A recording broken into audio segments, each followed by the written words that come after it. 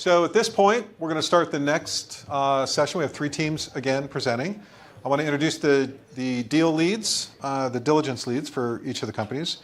For Latch, we have Gregor Purdy. For New, we have Matt Boyson.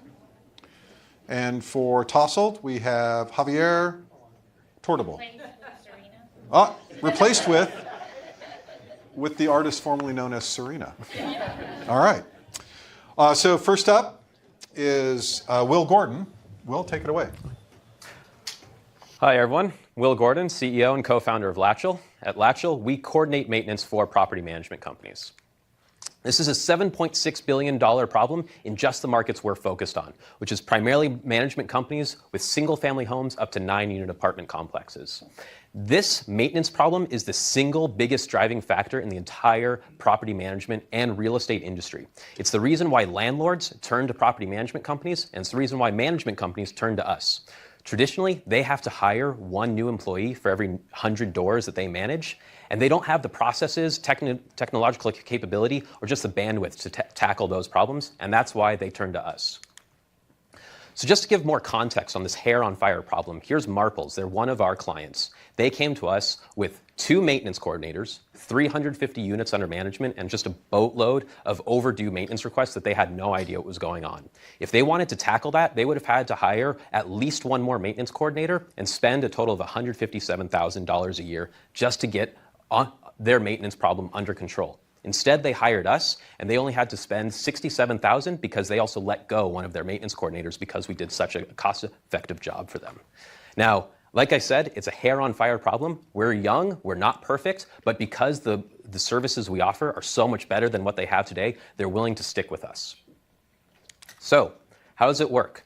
The property management company, and now many times the actual tenant, submits the work order to us.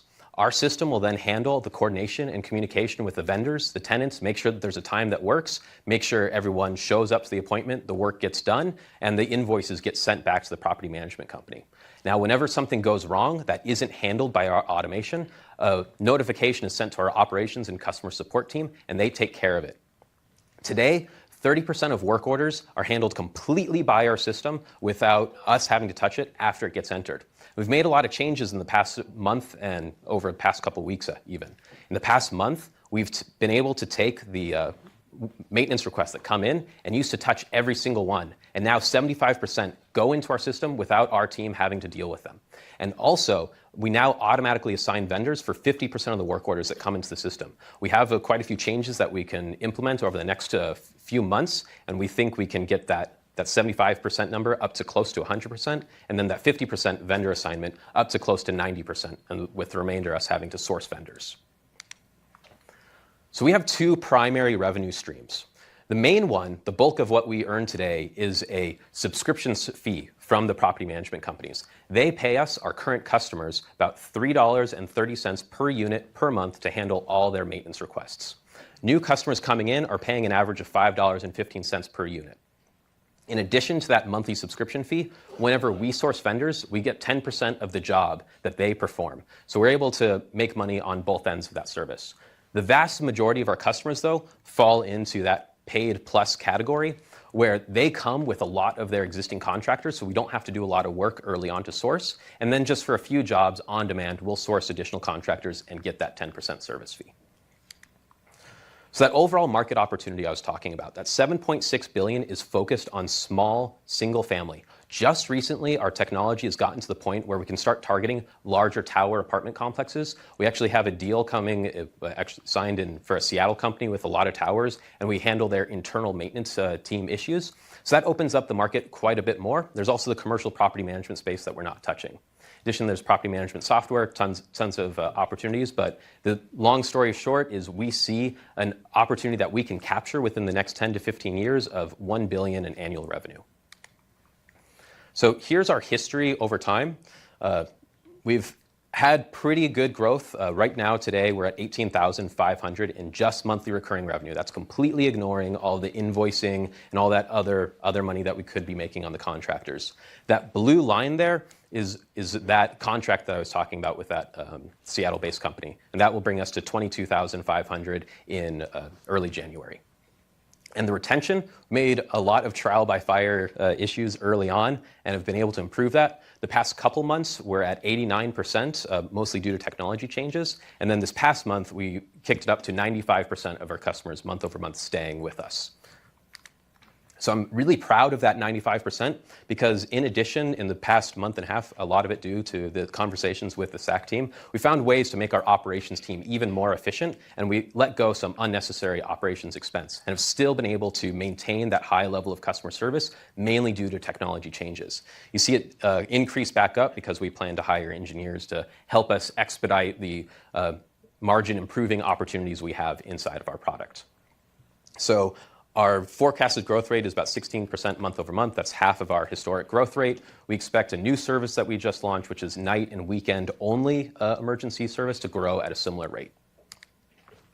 So here's a snapshot of where we are today and the overall distribution of the team, so you can get a sense of where we're spending our money. Like I said, just under $18,500 in monthly recurring revenues, and our burn rate, our expenses beyond what we're taking in, is just under $10,000 monthly.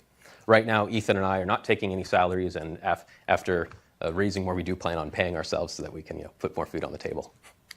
But the leadership team, pretty happy with the team we've been able to assemble. So myself, I come from an operations engineering and logistics background. My experience is with other companies like Amazon and PG&E building new businesses inside of existing business units.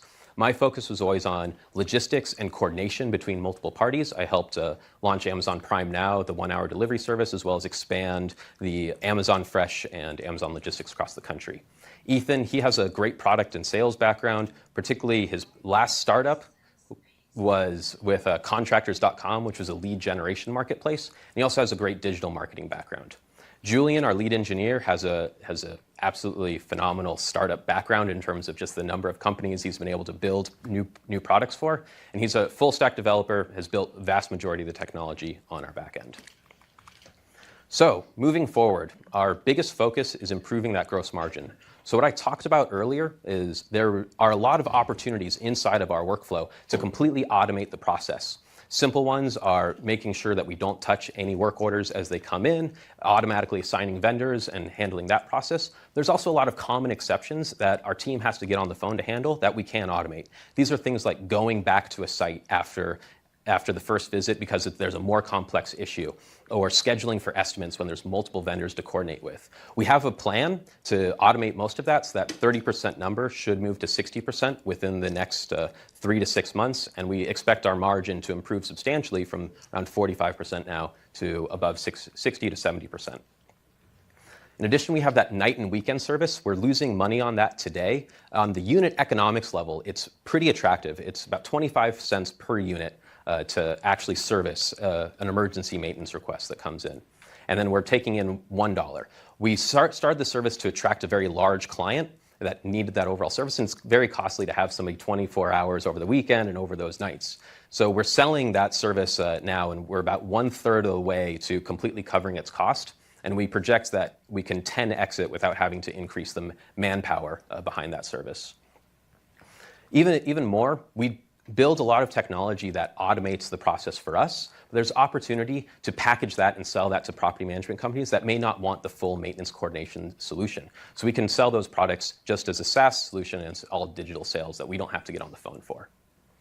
So since I have additional time, I'd like to talk about our metrics of lifetime value over customer acquisition cost.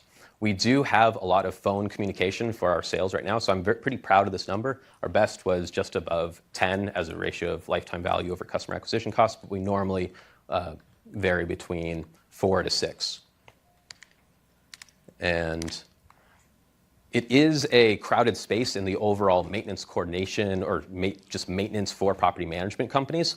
But I think Latchel is in a pretty unique position in the center of the maintenance outsourcing specifically. So most of these companies will handle just a tiny piece of the overall puzzle, and we are handling that end to end, which really is what's addressing the true pain of the property management companies. There are a few other companies inside that space, but those companies are focused on a very manual, human handheld solution. They don't have as much of a technology integration. So I think Latchel is very uniquely positioned and is ahead of these companies because we have such a strong technology foundation. Thank you for your time, and looking forward to answer the questions.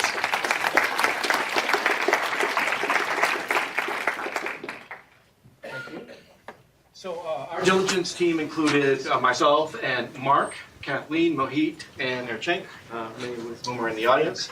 And we covered a wide array of topics with the team. Maybe I'll use the mic since we have technology. Okay, so we covered a wide array of topics with the team, and I'll highlight just 3 of them here. On the team side, we found Will and Ethan, the co-founder. They've worked together before, and they work really well together in our interactions with them. They're both smart, diligent, and open to advice, which is something that we really appreciate at SAC as we learn about them and they learn about us. And they've made some adaptations even to their process given our interactions with them already. On the product side, they have a solid value proposition, as you saw in the presentation with the property management companies in particular. They're going from a very high cost per 100 doors in terms of labor cost to manage their flow. To something very much more manageable with the Latch solution. The blend of humans and automation in particular, I feel has a lot of room for them to automate more over time and keep even more of the revenue as margin.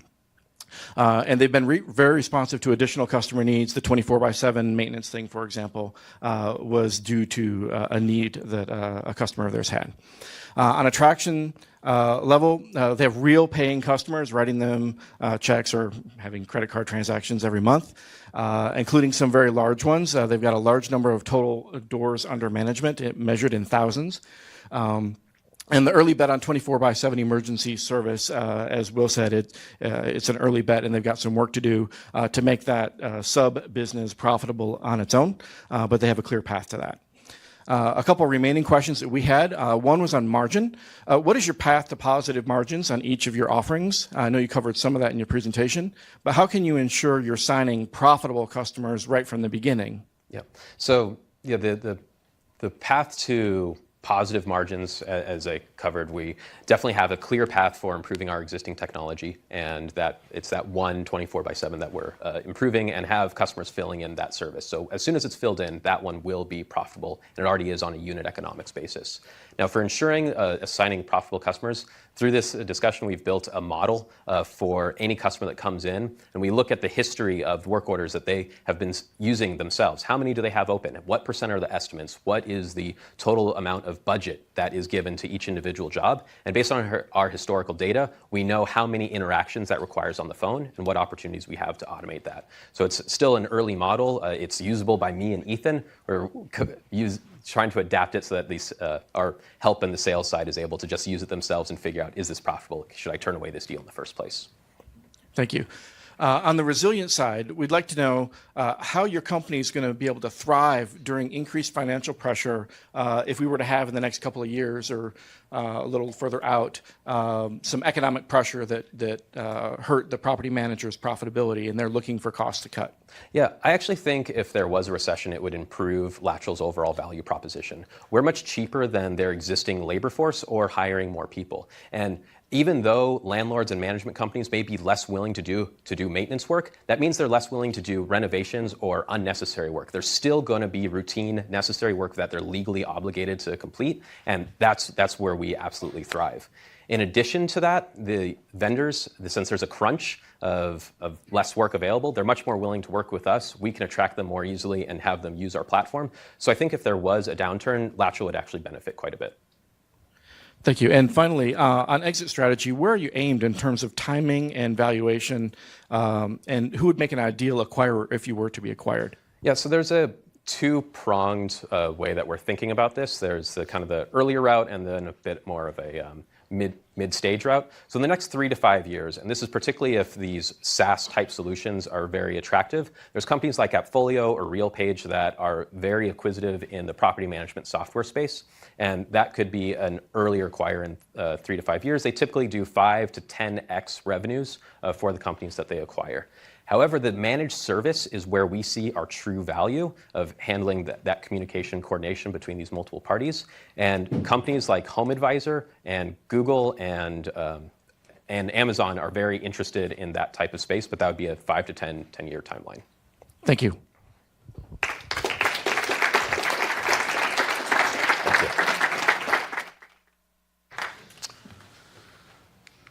All right. Next up, we have Kwame Bowler. Did I get that last name right? First name's Kwame. Kwame. Kwame. Good. We'll go with that. And we have Matt Boyson, who will be the diligence lead. The stage is yours. Thank you.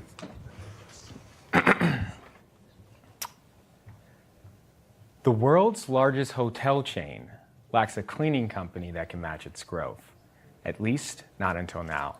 Hi, my name is Kwame Bowler, and I'm the CEO and co-founder of New. New's journey began a little bit over a year ago, where my co-founder, Rawan Lawal, and I were both frustrated by the status quo. Both of us were commercial Airbnb property managers who had managed well over 20 properties within our personal portfolios, but we were limited from growing our thriving businesses, not because of a lack of inventory, but because there wasn't a cleaning company capable of keeping up with our growth. We polled around and talked to friends as well as fellow hosts within the community and realized that we weren't alone in this problem. So, seeing a market opportunity, we decided to combine resources and work together to solve the cleaning issue within the Airbnb space. However, after months of trial and error, we ended up becoming a part of a larger statistic. Over 55% of cleaning companies fail within the first year, and 95% fail within 5 years. And after realizing this and learning from the months of trial and error, we ended up understanding the pain points of the cleaning industry, as well as understanding the pain points of Airbnb hosts, and decided to try something new. So, the vacation rental industry is one that's growing exponentially. In Seattle alone, it's grown 65% year over year for the last 5 years. Local cleaning companies are not well equipped to keep up with this demand growth. Most of them lack the technical tools in order to schedule efficiently, and when you keep into consideration the short window of time between a check-in at 11 o'clock and a check-out at 3 p.m., they have difficulty effectively and efficiently navigating the space. And both cleaners and hosts hate doing laundry. Hosts hate visiting their property. They're looking for a passive stream of income, and so they often pass off services like laundry onto their cleaners. Problem with that is, average cleaner washes and dries sheets, and it takes 2.5 hours, while it takes less than 15 minutes for them to clean the entire property, making it incredibly inefficient. Status quo, the way that people try to tackle this, in terms of communication, is usually by SMS as well as phone call. That's not effective enough because hosts constantly need live time updates to best know how cleaners are doing in their service. In terms of scheduling, it's a nightmare. When you integrate too many host calendars, it looks like that and it's very difficult to read. Worst of all, when it comes to navigation, since there isn't route optimization available from point to point, it makes it inefficient and cleaners waste too much time when it comes to driving. New solves these problems by operating as a third-party dual marketplace that connects Airbnb hosts with local cleaners to facilitate hotel-grade turnovers. We use technology such as route optimization as well as automated billing and automated messaging to help streamline the cleaning process to allow cleaners to focus on what they do best, clean. On top of that, New provides fresh laundry and toiletries per turnover. We pack backpacks per the specifications of each of the listings. That way, when cleaners go in, they already have all the tools equipped to clean and turn over the property, grab the dirty, and they're off to the next job. The way that we handle this now is we stream together a series of third-party softwares to simulate what we plan on integrating with the mobile app, as well as web app form, as well as the user interface, which will be coming soon. Some of our customers include people like Karthik, who absolutely hate cleaning his Airbnb. Reason being is that he doesn't have the time, and the biggest value proposition to him is that he gets time back to spend with his family instead of sacrificing his nights and weekends cleaning his property. For Marisol, as a cleaner, she's often looking for different ways to bring in additional revenue.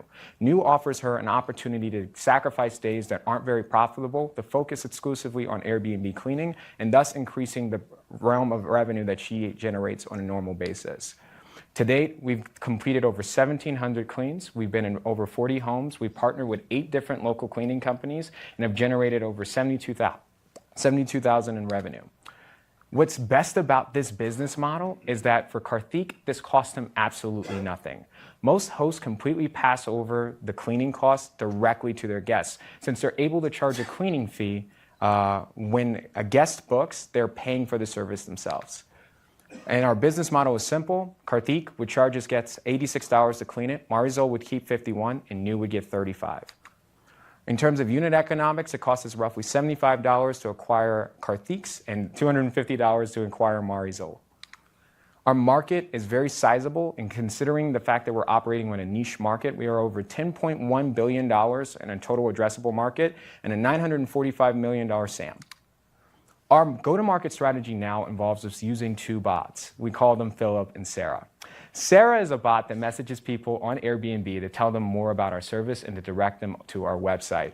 Philip does the exact same thing with cleaners in effort of getting them to contact us. That way we can bring them onto our platform. However, we recognize the limitations of this and plan on evolving when we enter new markets. We partner with commercial hosts and then partner with 3 different local cleaning companies and then continue to hold promotions as well as events and use referrals in SEM to acquire new hosts onto our service. The game plan is to continue to grow and scale and partner with other large platform services like Lothium and Guesty in order to cut down our customer acquisition costs. And when we seize about 5% of the market, partner with franchise businesses like Molly Maids in order to not only reduce our customer acquisition costs, but have more cleaners onto our platform. We've also recently partnered with Bongo PM, property management company that lists over 300 properties within North America. They aim to help us solve the chicken and egg problem when we enter new markets. In comparison to our competition, we have 4 direct competitors. We're able to outperform them because we're not only less expensive, considerably more scalable, but are more technology focused to solve the problems at hand. This graph represents all of the markets we plan on entering over the next 18 months. The TAMs and SAMs are represented as the numbers listed. This graph represents our projections. You'll notice within Q1, the number of employees is 1 and 4 when there's 3 team members on our team. All of us have agreed to not take any salaries until we get to Q2, which is when we anticipate we'll be raising a Series A round. The vision for New does not just extend to Airbnb cleaning. We plan on entering and offering additional services to both aspects of the marketplace, starting, of course, with luggage transfer. Have you ever encountered a case where you flew in at 9 and couldn't check your bag, or let alone get into the property until 3? You don't want to log your luggage with you the entire time. New aims to solve that problem by grabbing the luggage and putting it in room, offering an additional accommodation service to our guests. And in terms of product placements, what's unique about Airbnb is that the average host gets 7 stays with 3+ people per stay. That's 21 new people being introduced into an environment. To a company like Procter & Gamble, that's gold, because that gives them the opportunity where they're spending millions of dollars in product placement and samples to sample products within our listing and increase the experience for our guest. Our team consists of myself, CEO, got a degree in computer engineering from NJIT, Rowan, COO, a degree from Rutgers and TCNJ, and Shaf, CTO from UCLA.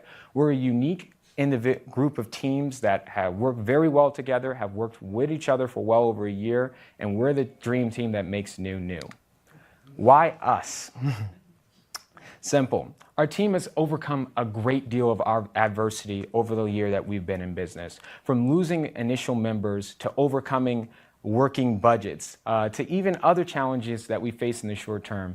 We've overcome every obstacle we faced on hand and are thriving strong, looking forward to grow and continue our business. The market potential for this is huge. The shared housing economy is one that is growing and thriving. Why not capture the opportunity to invest in a market that's already being invested worldwide? Very recently, a similar business in Europe just raised $3 million. Why not try to make an attempt to do that today? And in terms of the potential, 6 months ago, I didn't think I'd be here on this stage. I also didn't think that I'd be in my 2nd round of interviews with Techstars. I didn't think I'd be pitching nationally to compete against some of the best people in the same space, and I didn't think I would place regionally in a similar competition.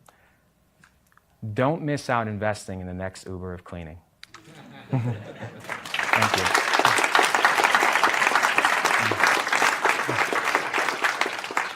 Oh, and sorry, really quick, I did want to take an opportunity to thank Seattle Angel Conference. I really appreciated this. This has been a phenomenal experience for us, so I think I had a little bit of time, so I just wanted to capture it. Oh, and also, I want to say thank you to my wife. She's like awesome. She holds me down. I'm serious. And also thank you to Rowan. He's like literally, they're the best. All right, let's go.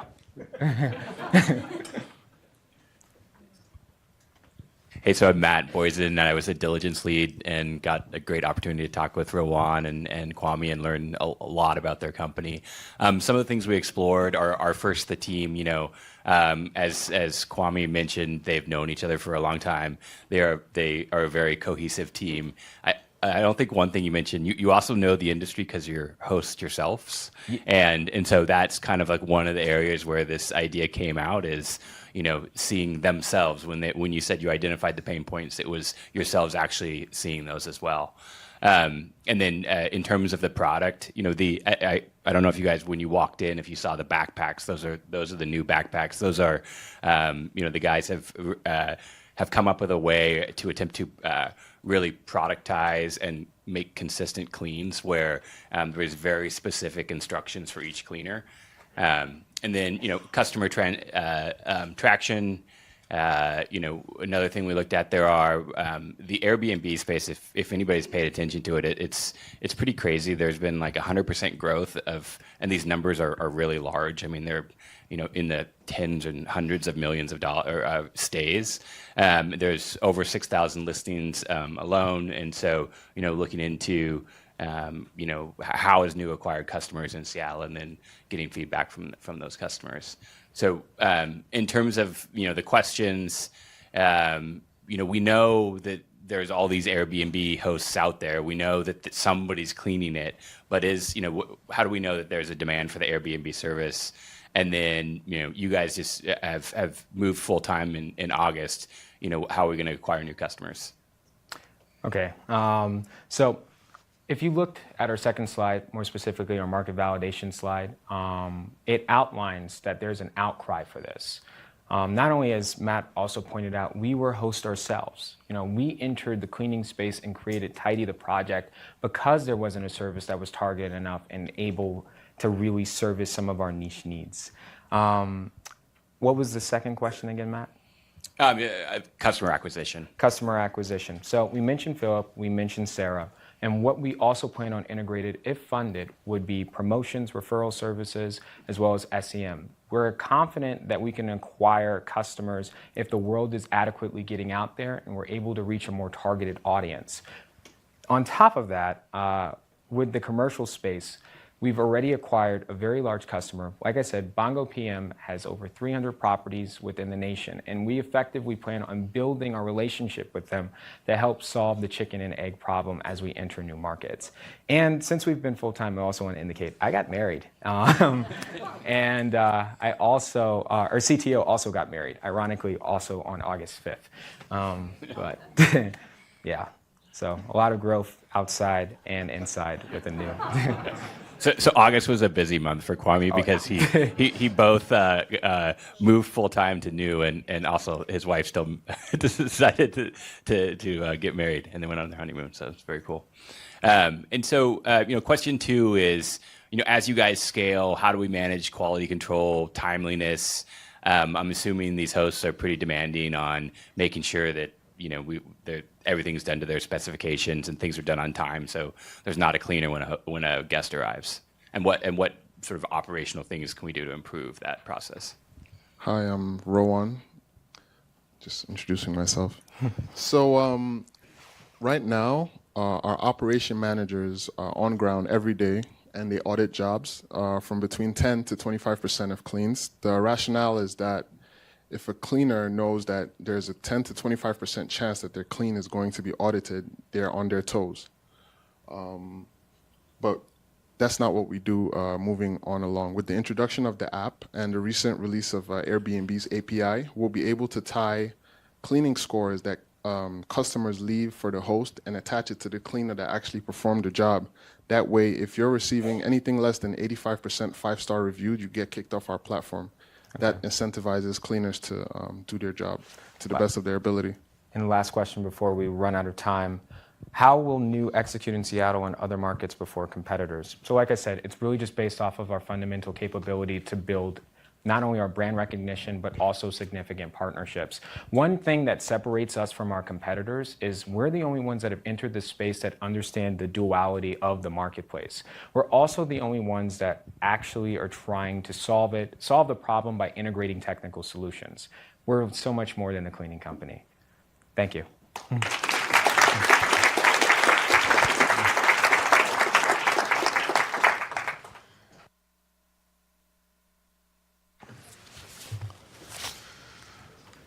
All right.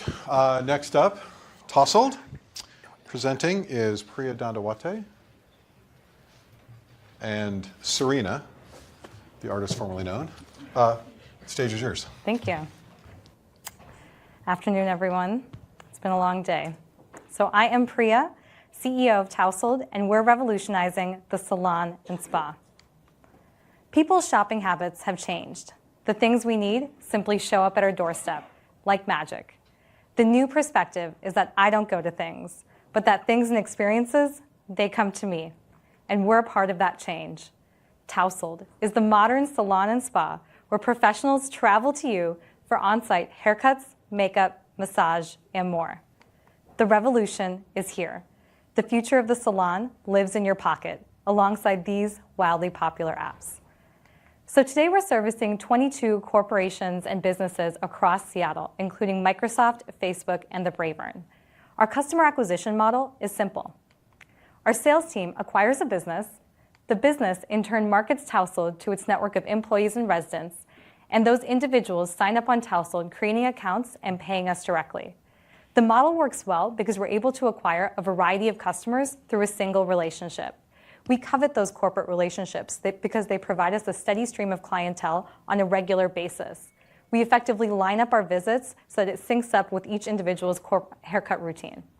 So what this leads to is really valuable customers in the long term. So if we look at our lifetime value of men who get their haircut in the office, our average customer has a 5-to-1 return, and our loyal customers who are regularly using us for haircuts have an 8-to-1 return. For men, it lends itself well to potentially even selling subscription packages of haircuts in the office. Women also have a favorable lifetime value, and actually our most valuable customer is the woman who's loyal to the marketplace. So I'm sure you're thinking, what's in it for the business? It's simple. Happy employees work better. Businesses are looking to increase employee retention by offering benefits beyond the basics. In fact, on-site haircuts we compete with them today in big companies like Facebook, Starbucks, and others. So when we come on site to do a haircut, it usually takes place in a meeting room or a break room, much like the one you see here. It's kind of like a pop-up barber shop where we send out one stylist and we aggregate demand, filling up their entire book for the day. Our professionals are fully equipped, bringing all tools and products with them, and our motto is leave no trace. So they'll bring a tarp, vacuum, and other utensils in order to clean up any excess hair. By capturing these corporate accounts, we give ourselves first mover advantage against big players in the industry. Our most notable competitor, Glam Squad, has raised $24 million, but they're exclusively focused on the fashionista. No men, no haircuts. By focusing our go-to-market on corporate, we're able to provide stability and liquidity within the marketplace. Our professionals love the consistent revenue that comes from our corporate clients. And in doing so, we're able to supplement the growth of on-demand, while our competitors spend big money reinforcing the adoption, while we don't have to. We're widening the gap between us and our competitors. Our sales team has signed an agreement with Amazon to service their campus of 40,000 employees to service haircuts on site. We'll be starting with their East and West campus and scaling across their 42 buildings. Let's see what this opportunity looks like for Tousled. So we think that men will get their haircut 6 times a year at $30, and women will get their haircut 4 times a year at $60. So those 40,000 Amazon employees end up spending $8 million on haircuts each year. Assuming about an 11% penetration, similar to what we're seeing at Facebook, that's $870,000 gross to the marketplace. We keep 20% of that. Stepping back to see what the relationship represents, Amazon is less than 1/10 of the market nationwide, 1/10 of 1% of the market nationwide. Let me show you. So the industry spend nationwide is $62 billion. Our target customers comprise about 1/3 of that, $20 billion. The Seattle market makes up about 1.3%, so that's $270 million spent on haircuts each year. That's across 1 million office workers and 3,600 buildings throughout the area. Amazon's 40,000 employees represent a targeted microcosm, 1% of 1%. It's our stepping stone to reach the masses. So I want to take a step back and tell you a little bit about how we got to where we are today. Since the beginning, we've been super fortunate to be featured by great brands like Gilt Group, TechCrunch, and GeekWire. We spent the first year of business turning over a bunch of rocks to see what the market wanted. 3 distinct customer groups shook loose. On demand for the next generation of customers, specialty, think brides and editorial, and corporate for the professional and technical workforce. As you can see, this year we focused our efforts on corporate, growing that, and the effort has borne fruit. It's our highest grossing segment.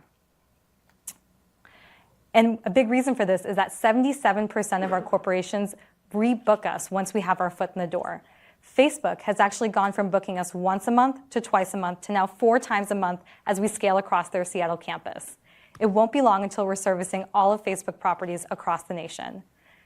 Therein lies the key to scaling our business. Our corporate relationships provide us the leverage to take the business nationwide. Galvanize, CBRE, WeWork all have campuses across the nation, not to mention our big tech clients that we're working with here in Seattle. Today, our focus is penetrating deeper in the Seattle and Portland market of that $424 million that's spent on haircuts. That'll be done by building out our corporate relationships that give us footholds into our next big cities, Denver and Chicago. So in Denver, we already have relationships building with Google as well as Galvanize and CBRE. And in Chicago, our network extends to Google, Facebook, and WeWork. Last year, we raised $250,000 to seed the growth of the marketplace, and that helped us close Amazon as a client. Next year, that contract will catapult our growth. In doing so, though, it'll also increase our expenses. We estimate that by Q3 of next year, our revenue will get a point where we can actually start covering our expenses. And by reaching critical mass in Seattle, we'll reach profitability.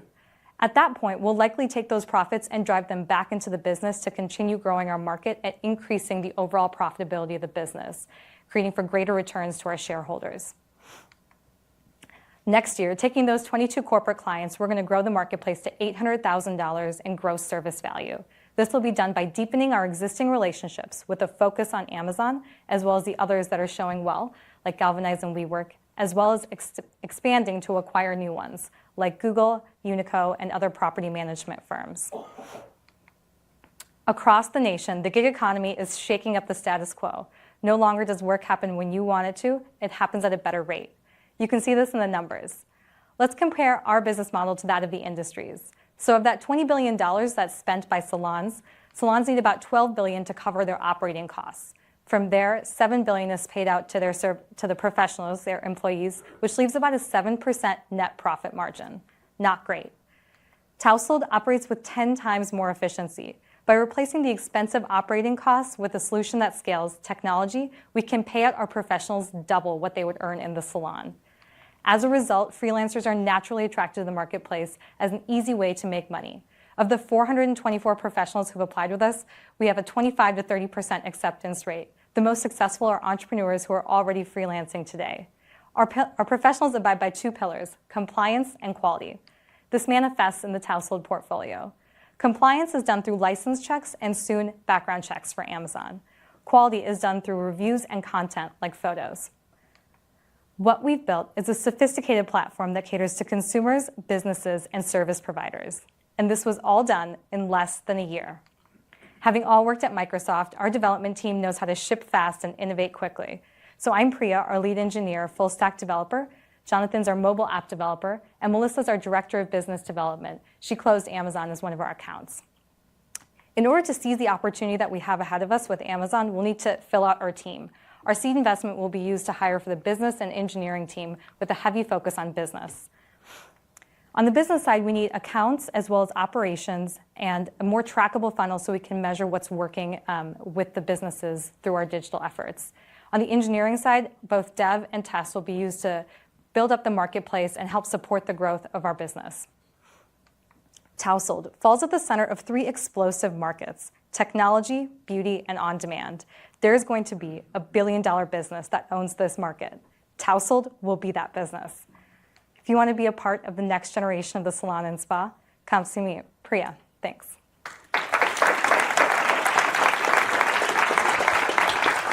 Great pitch. So hi, everyone. I'm Serena. I'm one of the team members for the due diligence team. Javier's not here today, so I'll be representing that. So during the due diligence process, is my mic actually on? Yes. During the due diligence, what we thought and found very attractive about Tousled is the traction they already have. And that was evident with on-demand customers and as well as corporate customers. And we surveyed talked to the people who used the service, and I tried the service myself, and I thought the service was astounding. And the service providers were very happy with Tousled in terms of their revenue that they make and also against the on-demand competitors. So that was really great. Another space that we thought was how data-driven Priya and her team is. The amount of spreadsheet and the models in terms of projecting the growth, the corporate sales, what they'll need to penetrate the market was astounding. And for that, I really commend their team for working with us on that. So now going into a little bit of the questions. So you kind of walk us through kind of the pop shop setup. Can you give us a little bit more details how that day goes by? What are the logistics so the people in the room can get a picture of that? Sure. So you can kind of imagine what it would be like to get a haircut at Microsoft in a room like this. Seems like it's very big, but usually we'll get a meeting room. That space is coordinated through the office manager. In Facebook, they actually have a break room that's kind of right near their like snack area. So our professionals come in with all the materials that they need. No sink is required. They'll use a spray bottle to kind of dampen the hair. Men's cuts take about 30 minutes. Women's cuts take about 60 minutes, and it's leave absolutely no trace. So the ideal is if there's a concrete floor, they can sweep everything up and use a vacuum potentially. Alternatively, they lay down a tarp and pick up all the hair. For the massages that have also become pretty popular, more on a monthly cadence, our professionals bring everything they need with them, and they'll potentially even set up in a wellness room with, some even bring like a heated table or a heated blanket to create more of the spa environment. And now that you have shifted focus to business customers, tell us about how you're planning on scaling and where you are with it. Absolutely. So the business customers, the biggest benefit that they provide us is stability within the marketplace. So the fact that 77% are coming back to rebook with us makes it such that we have sticky professionals in our marketplace. So we can use those professionals to then supplement the growth of on-demand. Our on-demand market is actually growing totally organically. People are searching for us, finding us through SEO that we put in place some time ago.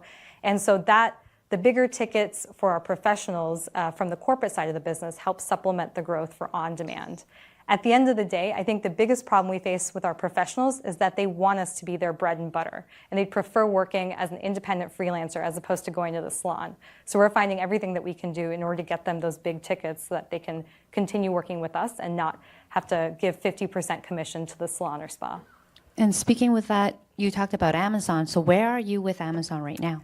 Sure, that's a great question. So we've actually passed all of our beta tests with Amazon. We've been in there 4 times so far to do services. And the plan is to be rolling out there across their East and West campus starting early next year. We would have pushed for it this year, but it would have been tough given that it's November and Black Friday is a popular month for them. But we'll be starting on a weekly cadence, 2 barbers coming in every other week on Tuesday, Thursday, and then moving out from there across the rest of their buildings. And so they'll be printing out 1,000 posters for us, as well as doing a series of tactics that we're testing out right now with our existing corporate clients to make sure to find whatever's the highest conversion rate. This question is not on the slide, so I'm going to ask it.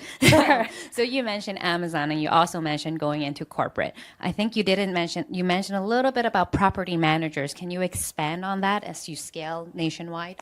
Yeah, absolutely. I think the property managers are a really interesting lever that we can use. So today we're working in a CBRE building in downtown. I believe it's the atrium, or it could be the Russell building. I'd have to check with Melissa. And so those CBRE manages the most amount of floor property across Seattle, right? So that's one of the most valuable mechanisms for us to move into another market is take that property management relationship and take it to Denver, where they also house the Google campuses, as well as potentially even some of the other folks that we work with. So you don't have to work corporate by corporate. You're now going into property managers instead of just one Google, then Facebook, then another company. Exactly. Those businesses that have a national footprint are the ones that are the most attractive for us, because then they can help us get our foot in the door elsewhere. Okay. I'll wrap up with you're not leaving your on-demand customers behind. Yes, that's absolutely right. So what we are seeing is that by the professionals sticking closer to our marketplace with our corporate gigs, it actually helps the growth of on-demand flourish. And with our competitors spending as much as they are, raising $24 million to educate the market, it actually helps us get to that next level. Thank you.